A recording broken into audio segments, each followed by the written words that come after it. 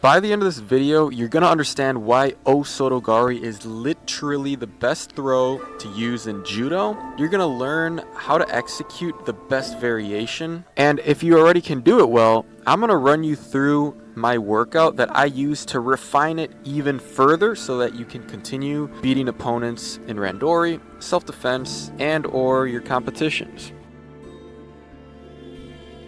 So if you didn't know, Osoto Gari is actually the very first throw that we learn in judo. And I've also noticed no matter what a particular judoka's throw is that they utilize the most, I've seen that judokas in a pinch, say they're fatigued or whatever, they always resort to Osoto Gari by default. It's kind of like ingrained in our muscle memory, I suppose. And reason number two why it's the best throw, it's honestly the simplest and most effective throw to execute. Look at Ono doing it here, for example. He's the best judoka in history, arguably, and this is the throw he uses the most to beat his opponents. I've took it upon myself to just make this throw my main one and perfect it. Some people call this one Osoto Otoshi. There's another variation I'm going to show you. It's popularized by the French, so people just call it the French Osoto Gari. So anyways, it's really simple. So you just reap with your right foot and then you bring all your body forward. You push with all your might to off balance him, and then once you feel he's off balance, that's when you bring your supporting leg in front, further behind him, and then that's when you bring your head down, you push down to the lapel, and then you bring that leg up, and boom, he should fly. You definitely use your hips for this throw. It's not like a leg to leg like ouchi. It's definitely a hip involved throw. Now this is the best variation in my opinion, the most effective. I've had the most success with this throw just because once you hook that leg, you got them. And you really just got to bring his weight down using your, I like to grab armpit grip, and that just gives me a lot of leverage. Just bring his weight down off balance and try to get them on that one leg.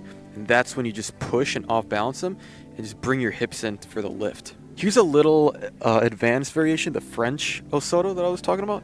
It's basically the same thing, but just a different entry, just a little fancier. And it's also, I noticed, confusing for your opponent, which is really good. You got that element of surprise on your side. So basically you enter like you're doing Ouchi Gari entry, and then you just simply reap like you're doing Osoto, and then same principle as Osoto Otoshi. So that one's like one of my favorite throws to use. Okay, so this is the exercise that I've been doing for years. Very simple.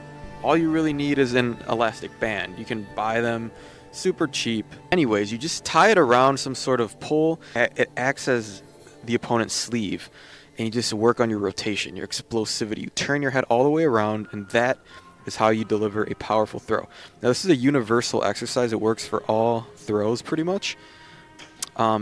So if you're going to work on Osoto Gari, I like to add the little reap, as you see me do. Bring the leg up. You don't need to. You can just keep both legs on the ground, as you see me doing in this variation. But if you're specifically working on your Osoto Otoshi, it's a good habit to bring your leg up to just get used to that movement. And this works for Uchimata, by the way, off topic. But I learned that if you have a good Osoto, by default, you will have a good Uchimata, and vice versa. That's why both of those throws are my main throws that I use the most when I fight. And this exercise, again, is amazing to really activate those fast twitch muscle fibers and explosivity to help you throw with more power.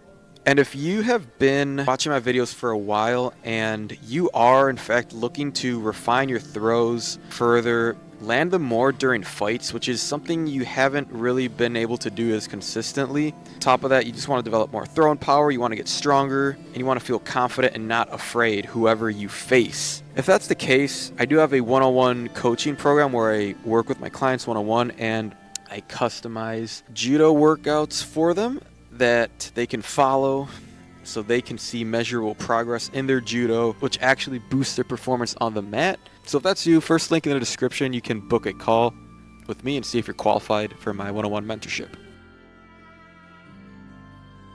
Highly recommend you pick yourself up a grappling dummy.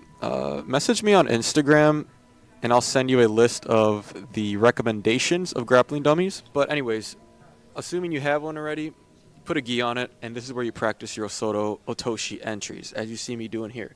You want to mimic like you're actually throwing a real person. Don't just go through the motions.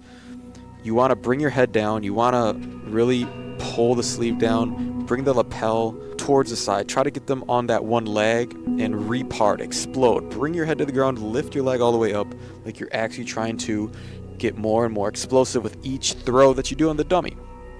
And you're going to notice after like a week or two of doing this consistently, your throws will be so much more powerful, I promise you. Especially the heavier the dummy is. But honestly, weight, as long as it's like at least 30 pounds, it's fine. Like, don't overthink the weight of the dummy. Guys, I noticed on periods where I was consistent with this training and going to the dojo at least twice a week for 3 months at a time, that's when I noticed a drastic improvement in my game. That's when I developed the most muscle memory with my entries, my footwork, my hips. My cardio was flawless. And if I remember, these were periods before that I was preparing for competition, so I had like that goal in the back of my head that, you know, I have to perform, I have to show up to practice, otherwise I'm going to embarrass myself at this tournament. Kind of set it as a challenge for yourself, like set some sort of tangible goal. In the next 90 days, I want to compete, so I want to train, or if you don't want to compete, which is totally fine. In fact, I'm kind of against competing if you're not trying to become an Olympic athlete, but it's a topic for a different video. I don't know, like set a personal challenge for yourself. Like, I want to master X throw in 90 days. I want to gain this much explosivity in 90 days. Whatever the goal is. And then you would just dedicate yourself, set up a routine. I personally like to do this grappling dummy workout like 2 to 3 times a week. I go to the dojo twice a week and I hit the gym 3 to 4 times a week. So I'm pretty much training like a, not really like, I want to say a full-time athlete, but I'm definitely busy, which is good, you know? Good habits. When you stay busy, it just keeps you off the streets. It keeps you off bad habits, vices. So, you know, we're athletes out here. None of this is going to help you guys unless you're going to practice at least twice a week. You have to be implementing this in Randori, in sparring, free practice. That's the point of this. There's literally no point of just throwing a grappling dummy all day without actually trying it on real people.